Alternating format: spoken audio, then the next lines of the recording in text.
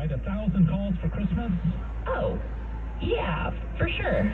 I know KTH listeners are going to pull through and give the gift of 1,000 calls of any size during our upcoming Joy to the World Christmas Share-a-thon, November 28th through December 1st. Say, do you hear that? Oh, I went open that. Cecil, why is my office full of crows?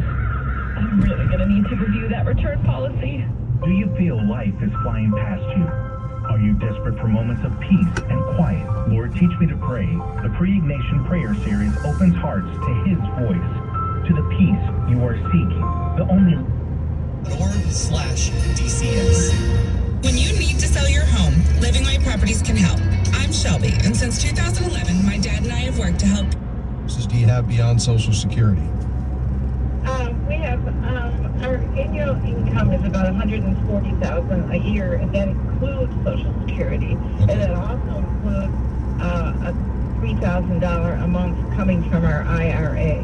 I see. Okay, but you're not spending that. You're spending, it sounds like, less than 100 on your expenses. Is that right? Yes. Okay. Yeah. Very good. Yeah. And so I think the challenge is just going to be: is it worth so let's say you're to be able to pay this off in 3 years because you liquidate the $800,000 home and you move into, I assume you'd be moving into, for the foreseeable future, this property that you built with the home equity loan. Is that right? Yeah. Okay, yeah. Yeah. So let's say in 3 years you're able to pay this off. The question is, are you better with the 9.5, hoping that it comes down? You'll probably see it start to fall next year, but it could be later in the year. It just depends on, how quickly we see inflation come down and how long the Federal Reserve believes the economy can withstand these high interest rates while it's fighting the inflation. And that's going to be a balancing act. It's already been pushed out longer than we thought it would, just because of the resilience of the American consumer and the labor market and the U.S. economy. It's been holding pretty strong despite these high interest rates. So the question is going to be, is the cost of putting that new first mortgage in place at a couple of percentage points lower going to offset the benefit of that lower interest rate that you'll get? If we were talking 10, 20, or 30 years, the answer would be yes. Because we're talking about such a short period of time, it could go either way. And so it really is going to just require you to run the numbers, and perhaps checking with our friends at Movement Mortgage, movement.com/faith. What you're going to want to look at, Mary, is what is the total cost of putting this new mortgage in place? So on a $400,000 loan, let's say you end up spending 3%. That's $12,000. And then the question would be, are you going to get at least $12,000 in savings with the reduction of the 2 percentage points, let's say you get on the interest rate over 3 years? It's going to be close. And you may find that it's just not worth it, because if we get any kind of reprieve on the variable rate on that home equity line of credit, you may find yourself in a position where you can actually come out better because of the expenses by sticking with the mortgage that you have. Does that make sense? Yes, it does. So the better option might be to just keep the home equity, keep paying more than the interest, and then hope that the interest does begin to fall. That's exactly right. But if you want to run the numbers, I'd check with our friends at Movement Mortgage, have them calculate both and see which comes out ahead. Movement.com/faith. Thanks for your call, Mary. God bless you. We'll be right back.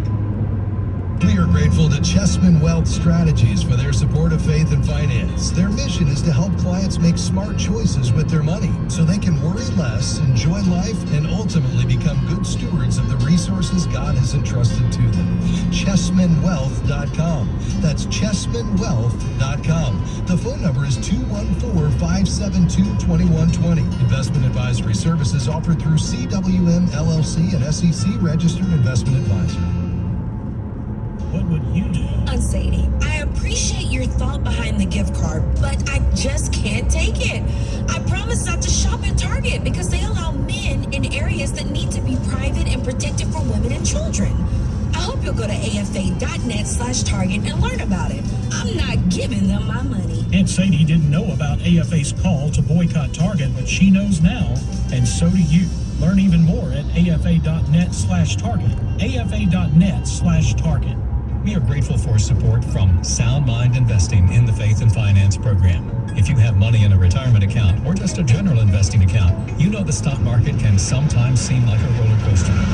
But it is possible to enjoy both profit and peace of mind in investing, no matter what's happening in the market. You can see a short video webinar on that topic at soundmindinvesting.org. Since 1990, SoundMind Investing has sought to offer financial wisdom for living well. soundmindinvesting.org. Are you searching for a way to become a better, faithful steward of the resources that God has given you? Well, download the FaithFi app and join the 37,000 others who are already using our app. The FaithFi app will provide you with wisdom, community, and simply help you stay on track with your finances. We have 3 money management options to choose from, so find an option that fits your unique needs. It's available on desktop or mobile. Simply go to faithfi.com and click app to get started. American Family Studios was started back in 2011 as a way to advance the Christian worldview into an increasingly media-rich culture. Media is like such a powerful tool to communicate the gospel. I love writing stories, getting in my office, and just thinking, how can we portray this concept of who God's character is? And to get to use the gifts that God has given me is really a joy. AmericanFamilyStudios.net. My name is Kent, and I'm a member of Christian Healthcare Ministries. I have a friend who actually has great insurance, and she recently had a life-threatening experience, and she was laying in the hospital bed afraid, not afraid for her life, but afraid of what her insurance would or would not cover. And as a CHM member, I can honestly say I just never have that fear. I can't tell you the peace of mind that provides. Learn more about Christian Healthcare Ministries biblical cost sharing at chministries.org. This is American Family Radio, a listener-supported ministry of the American Family Association.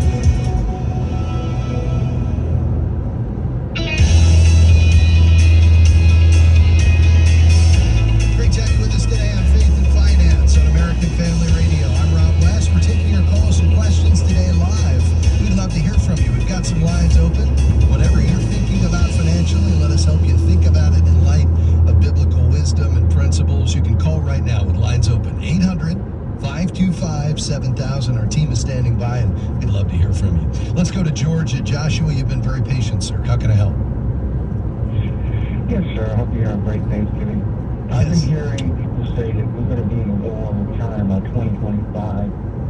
How might that affect the economy here and the global economy? I will hang up and let you elaborate. Thank you. Have a blessed day. Well, thank you, Joshua, and let's hope and pray that is never a reality, but I certainly appreciate the question. This is also a question I'd love to get Bob Dahl to weigh in on. He'll stop by tomorrow on the broadcast with his economic update, and I'll be sure to raise this question with him there as well. You know, what averted or helped to avert, which ended up being the reality, a nuclear conflict during the Cold War was the prospect of what they call mutually assured destruction, MAD.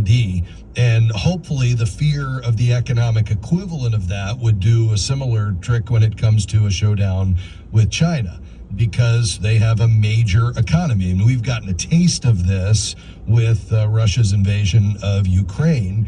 And keep in mind, you know, the Chinese economy is 10 times bigger than Russia, and the invasion of Ukraine and the economic sanctions that have followed and the economic, fallout of that has, even in itself, has delivered an economic shock. So you can imagine if that were the case through an economic war that resulted from a military conflict potentially, with China, with their economy being 10 times larger than Russia. Keep in mind, there's a lot at stake here. Trade between the U.S. and China last year hit nearly $700 billion.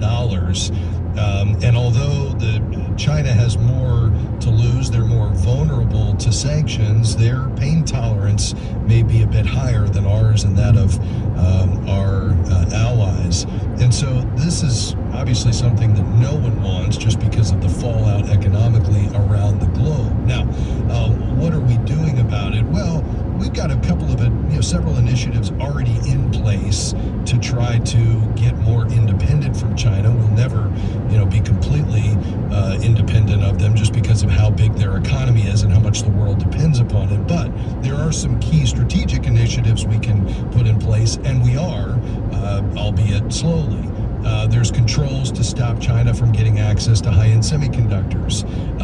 We're subsidizing our own high-end technology and even the so-called green industries, and then we're pushing to build supply chains of critical raw materials such as rare earths, which, that may be a new concept for you. Basically, rare earths are used in the components for high technology devices. So we're talking about smartphones and digital cameras and computer hard disks and LED screens and flat screen televisions. I mean, all of that uses rare earths. A lot of that comes from China. So we're trying to build supply chains for rare earths with other friendly countries, as well as equipment that goes into solar panels. And we've had some success in persuading European and Asian allies to go along with these policies. We truly need to be semiconductor independent here in this country, and we're not anywhere close to it. We still rely heavily on Taiwan, which is what, we're just about all, if not the lion's share of the semiconductors that power everything from computers to cars are coming from, which is why China is so critical, because what would obviously precipitate what we're talking about is likely the first step in all of this would be a Chinese invasion of Taiwan, which would lead to this economic conflict that we hope would not spread to a military conflict. What would happen as a result of that? That just remains to be seen with regard to how we would respond. And I think a lot of that would come down to whether or not China was able to win easily and not face any resistance going into Taiwan versus them being unable to complete a rapid takeover of Taiwan, and then the economic response could be more targeted. Bottom line, given how much we depend upon the Chinese economy, and today, because of their proximity to Taiwan and their ability to basically, if they wanted to, try to cut off the world's access to the semiconductors, as well as how much we depend upon them for ingredients that go into our pharmaceuticals, as well as our technology and devices. We're still a long way from being independent, and we need to move more quickly, which is why I think the policies of the next president related to China, trade, imports, technology, our ability to get semiconductor independent are all critical and need to be front burner issues. So it's a great question, Joshua. The key is we just don't know how it would play out, but we do know, just based on this small window into what's going on in Russia and Ukraine, the economic fallout with an economic war between the U.S. and China would be massive for the global economy, which is why we need to pray a lot, and it would require a lot of wisdom with regard to how it is handled from a geopolitical and diplomacy standpoint. So not something we want to think about, but something we ought to be certainly praying about and considering as we go to the polls in the elections in the coming years. So great question, sir, and I'll be sure to raise that with Bob Dahl tomorrow as well. We appreciate your call. Lines are open today. 800-525-7000 is the number to call. Let's go back to Pennsylvania. Hi, Tom. How can I help, sir? Hey, Rob. So I'm just thinking through healthcare options for my 4 kids, or starting in January. And currently they're on Pennsylvania, the state chip, and we're at full cost chip at my income level. So it's like $270 a month per kid. I own a business, so I'm self-employed, and we cover healthcare for our employees, including myself. And for our kids, it would be over $300 a child, but it's obviously tax deductible through my business. And I'm just thinking through kind of what options should I consider. I mean, the other is to use one of the Medishare type, Christian organizations, and that's considerably less expensive. And I know it takes a little more legwork. So just really interested in kind of any advisement that you'd have in this particular situation. Yeah, I appreciate that. You know, as a small business owner, this can be challenging. I know the cost of healthcare is just astronomical these days. So I think it starts with having a really trusted, independent insurance agent who can really go out across the marketplace and come back and present you with your very best options, one of which may be considering an HSA. I've found that often having that high deductible health plan coupled with the health savings account for the business can be a great option because it keeps costs down, and what you can actually do, even though it would require your employees to come and yourself to come out of pocket for those, let's say it's $3,000 or $4,000 or $5,000 before they get the coverage with that high deductible health plan. The savings may allow you to contribute back to their HSA for them because it makes sense economically. So I'd look at an HSA with a high deductible health plan, and then Christian Healthcare Ministries is the health cost sharing ministry we recommend. We have great experience with them. That would get the cost way down for you, and then you can put money in an emergency fund to cover the initial expenses. We'll be right back. Our thanks to Certified Kingdom Advisor Wade Chessman, President and Wealth Advisor, and his team at Chessman Wealth Strategies in Dallas for their support of faith and finance. Their goal is to help their clients expand their understanding of biblical financial principles and how to implement them. The website is chessmanwealth.com. The phone number is 214-572-2120. Investment advisory services offered through CWM LLC, an SEC registered investment advisor. Dr. James Dobson's Family Talk. Christian parents are on the hook today because they have to identify the threats to the value system that's being taught to their children in public schools, and their job is to protect their kids from these influences. Tune in for Family Talk with Dr. James Dobson, weekdays at 6:30 a.m. and 9:30 p.m.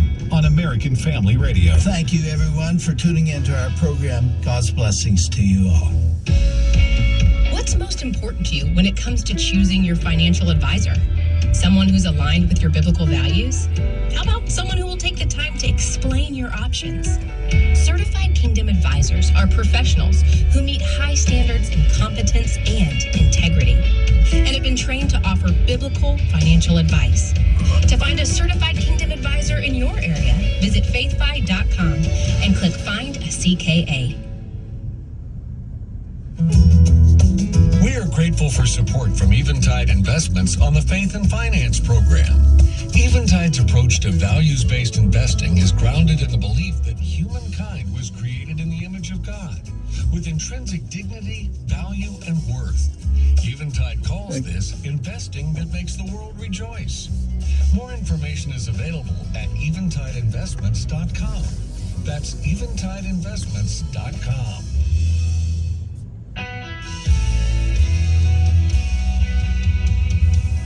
Great to have you with us today on Faith and Finance on American Family Radio. I'm Rob West. We're taking your calls today on anything financial. You're a steward of God's money. We want to help you be a wise and faithful steward. So call right now with your financial questions. 800-525-7000. Our team is standing by. You can get through right away.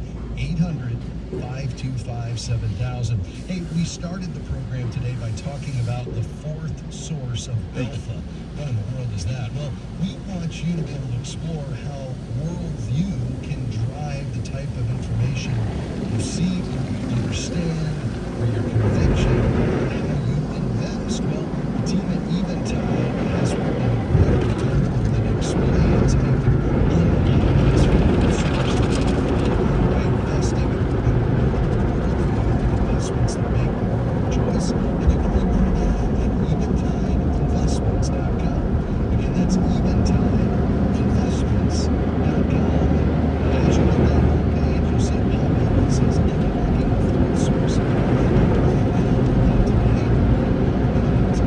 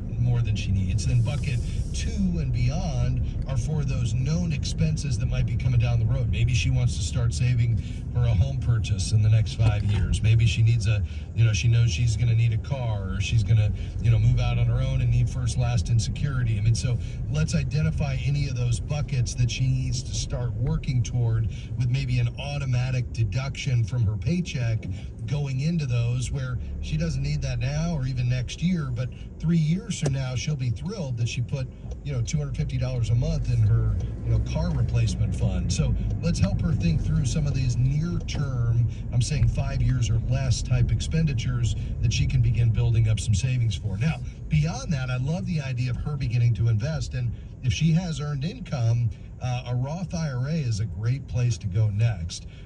You can, next year, you'll be able to put $7,000 into a Roth IRA. And, that'll be the new limit for 2024. It's $6,500 for this year, which she could still do between now and when she files her 2023 tax return. She could put in up to $6,500. That would be such a great way, Lisa, for her to start investing for the long term. Now, this is money she needs to think, I'm not touching this for 45 years, but think about the power of tax-free growth and compounding for the next 45 years for a 21-year-old who's starting to put away $6,000 or $7,000 a year every year moving forward. That would be a great option. Now, in terms of the investment she would choose, she's got a couple of options. If she wanted some faith-based investing options, she could look at something like we talked about this morning on the opening of the broadcast, eventideinvestments.com. It'd be a great fund family where she could buy a growth mutual fund, investing in companies that makes the world rejoice, aligned with her Christian values, looking for long-term growth and appreciation. That would be a great way. So she could open a Roth at Fidelity or Schwab, and then buy one of the faith-based investing mutual funds. I love that option. If she wanted more of an index approach, she could look at one of the robo-advisors. So this is where you'd open an account at maybe the Schwab Intelligent Portfolios, or the smartphone app Betterment. It's one of the biggest, Betterment. And basically she would answer a series of questions that would determine her risk tolerance and how the portfolio should be allocated based on her age and objectives. And then she could set up a systematic contribution to that Roth IRA every month, and every month it would be automatically reinvested. It's very low cost, and because it's using indexes, it would just capture the broad moves of the market over the next 40 plus years as she's growing that for the retirement someday. So I think either of those options would be great, but I think a Roth IRA would be a great place to start. Does that make sense? That's perfect. That's exactly what I was hoping for. So thank you so much for your time. I really do appreciate it. Absolutely. And thanks for your call today. I appreciate you being on the program. Well, folks, we've got some lines open today. The number to call is 800-525-7000. Again, that's 800-525-7000. As we think about our role in managing God's money, we want to be that wise and faithful steward, handling money according to biblical principles, because listen, this is a high calling that we have as we manage God's money. And one of the best ways to approach that is to understand, whenever we're managing money for someone else, we have to know the heart of the master. What is the master trying to accomplish? How does the master view his money? And in our case, we're stewards of God's money, and so we look to Scripture. We say, what are the big themes and ideas we can pull out of Scripture to apply to our financial lives? Understanding that we need to hold it loosely, give it generously, and live with contentment, not get caught up in the comparison trap. And here's the ultimate goal, and this is really our vision here at FaithFi, is that every Christian would live as if God is our ultimate treasure. We want to see God as our ultimate treasure, and when we see Him in that light, guess what happens to money? It becomes a tool. It's a part of God's creation that we then use to accomplish God's purposes, because He's our treasure, not the things of this world, not the temporal that's passing away or fleeting, moth and rust destroys, but focusing on the eternal, ultimately investing in those things that will last, people and God's Word.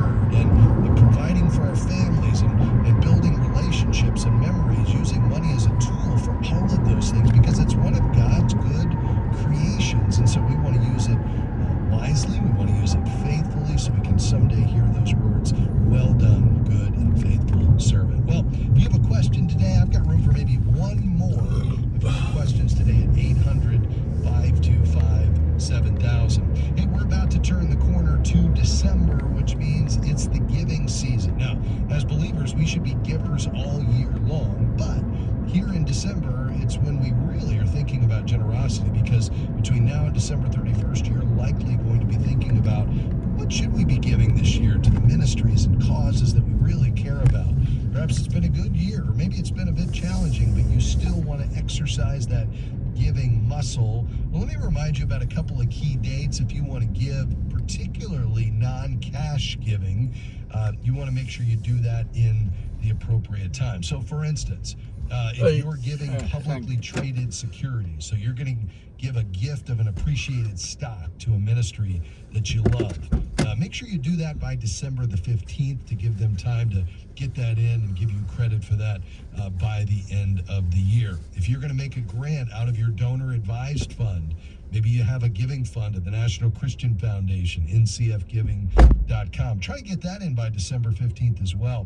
If you're looking to do a complex gift, so this would be a gift of maybe a piece of real estate or a business interest, try to do those as early as possible. I'd get on that right away, and our friends at National Christian Foundation can help. Cash gifts this year, make sure that they're postmarked by the U.S. Postal Service no later than December the 29th.